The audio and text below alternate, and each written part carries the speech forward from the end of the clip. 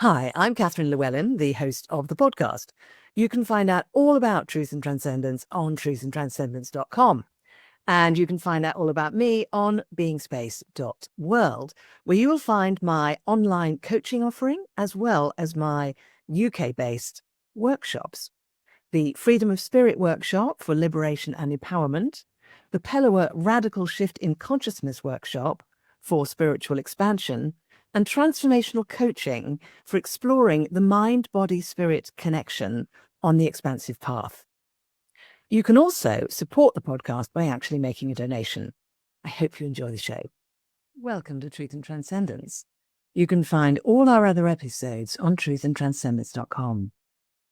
I had a chat the other day with a friend who tragically recently lost a loved one who passed over. And who passed over before their time, many of us would agree.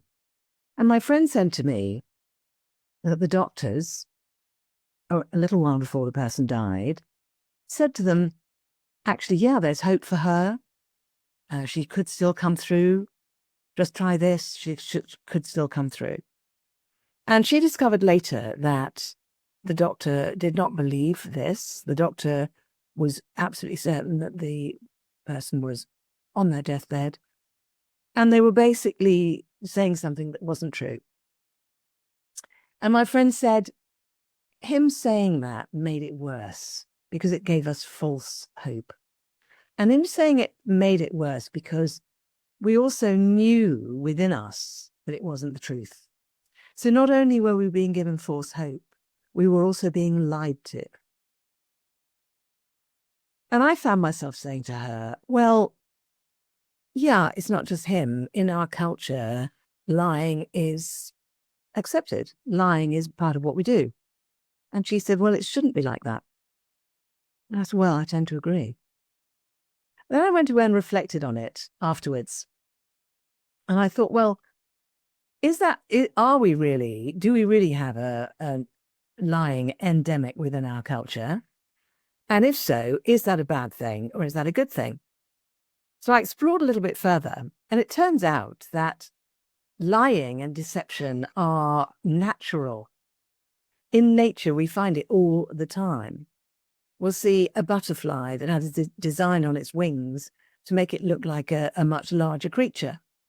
We'll see all sorts of situations where animals, plants, birds as well, are actually designed in such a way as to deceive other creatures that are existing in order to avoid being eaten, in order to intimidate, for all sorts of reasons.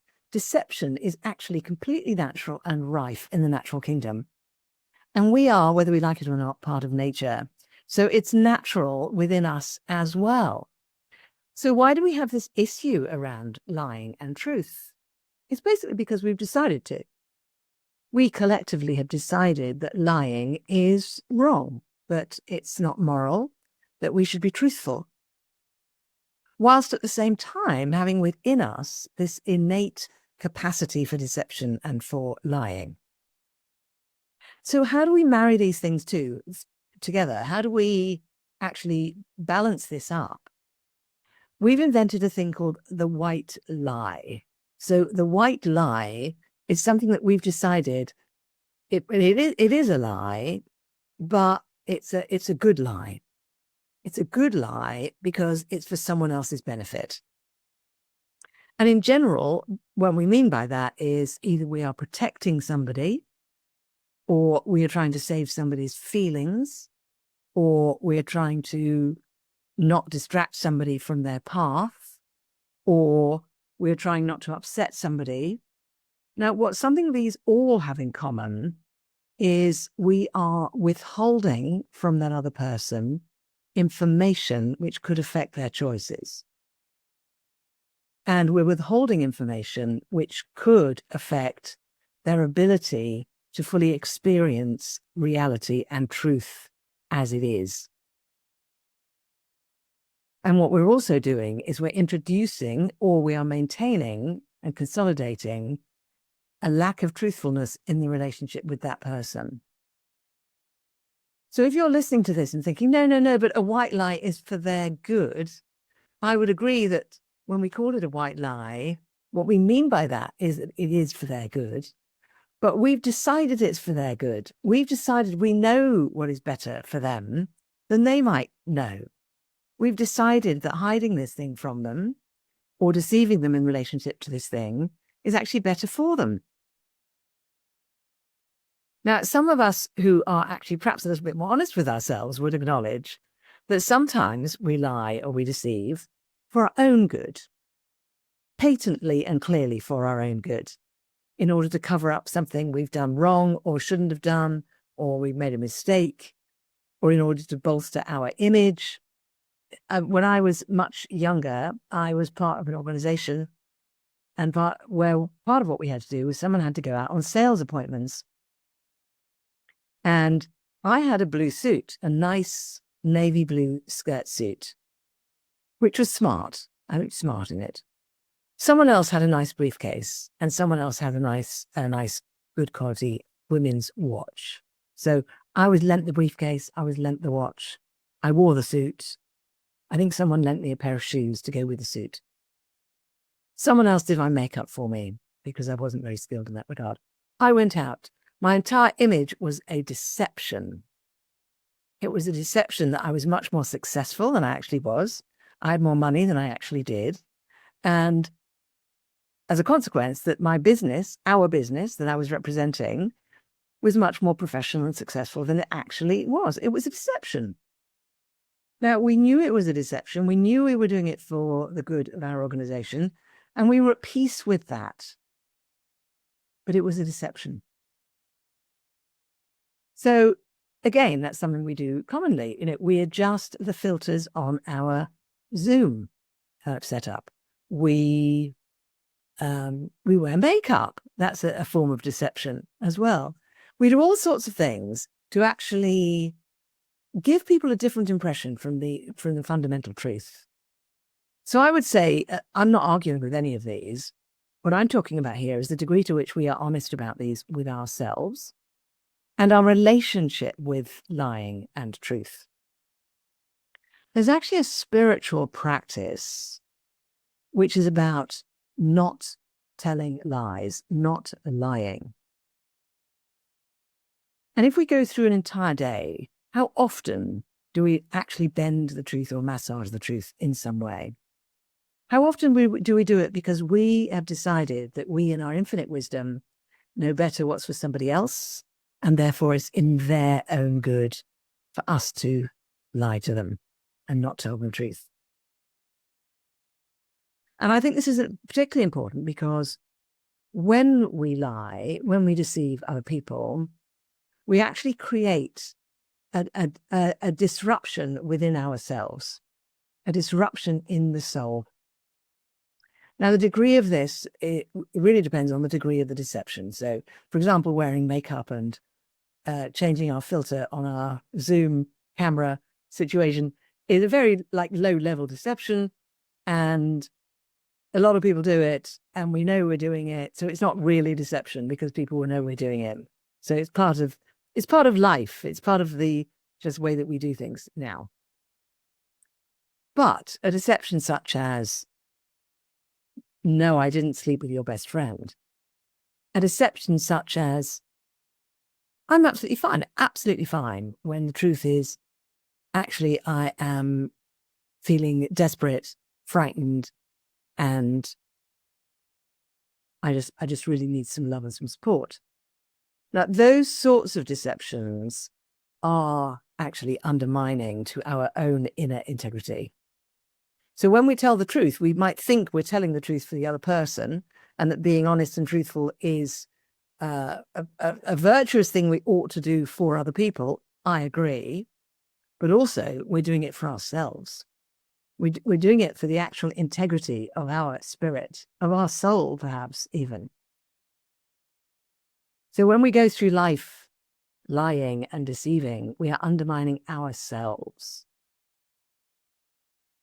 One example that illustrated this whole thing, I was at a pub called, I think it's called the Blackbird, And it's in a sort of suburb of Oxford called Blackbird Leys. Now, anyone who lives in Oxford or has lived in Oxford for quite some time knows that Blackbird Leys is or it was certainly at that time, a relatively low rent place. And it was full of Irish immigrants and descendants of Irish immigrants. And it was also full of immigrants from Africa and the West Indies and offspring of those people. Many of whom would come into the country without much funding and then needed to find somewhere to live that wasn't too expensive. And the Blackbird pub had two main rooms, and one room was full of Irish people and the other room was full of African extraction people. And I was in the African extraction people side with my then partner, and there was a chap standing in the open doorway out to the back parking space. He was on the phone, and I overheard him saying, "I've just gone past junction 4. I'll be back in about 45 minutes. And then he, shortly after that, finished the call. And I looked at him, and he looked at me, and I said, "Did you just lie to your girlfriend?" And he said, "Well, it's for her good. It's for her own good. She'd be much more upset if she knew that I was here drinking with friends. So she'll be much happier if she thinks I'm still on the motorway." And I turned to the guy I was with, who was actually from Ghana. And I said to him, "What is it, with you guys?" Because a lot of these people who I knew from African extraction lied as a matter of course. It was just part of their behavior. And I said, "Why is this? Why do you guys lie?" And he said, "Oh, it's because we've been trained to as children." I said, "What on earth do you mean? How would that be? How would that even be?" He said, "Oh, yes, in Ghana." And this is obviously in his family, in his experience. In Ghana, as a boy, if you tell a lie and you get away with it, especially if it's a big lie, then your father will boast to his friends about it, that you lied so effectively. And you're just encouraged. That's what you do. You learn how to lie really effectively and to lie in bigger and bigger and bigger ways. And that's considered to be an expression of manhood. And I said, "That can't be good for your soul." It's sort of, well, I'd never thought of it that way, but that is the case. That's what we're trained to do. And that's just an example. And I hasten to add that was his experience in his family. So I'm not suggesting in any way that this is a kind of a racial emphasis thing.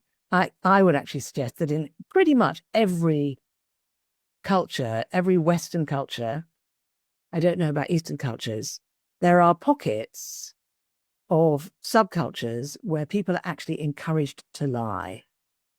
We are encouraged to deceive. And going back to the medical profession situation, that doctor was probably encouraged in his training to try to give people hope. He was quite possibly encouraged to do that. Although, we do hear the opposing point of view, which says they are told, never give false hope, never give hope which might be false, because we may end up being sued, and also because that's cruel to people. So the invitation this week is to actually do a little bit of self-examination and say, was I brought up and encouraged to learn to lie? And what is my relationship with so-called white lies? And how much do I lie? And what would my life be if I actually stopped lying? But just stopped doing it altogether? How would that be? What's the worst that could happen? And if what we think will happen is that we'd lose all our relationships and lose our job and so forth, then let's just question the foundation of those situations in our lives. Are we living lives based on lies? If we are, I suggest that wants questioning and challenging. So thank you for listening and watching. Please tell your friends, give us a 5-star rating. Maybe write a review, because reviews are really good for the algorithm. Thank you so much. Have a truthful week, and I'll see you next time. I hope you enjoyed this week's episode. It really helps if you give a thumbs up, a 5-star rating, a review, and share with your friends. If you're looking for transformational coaching or an intensive transformational weekend workshop experience, I can help with that. You can actually help the show by making a donation. Until next time, take care.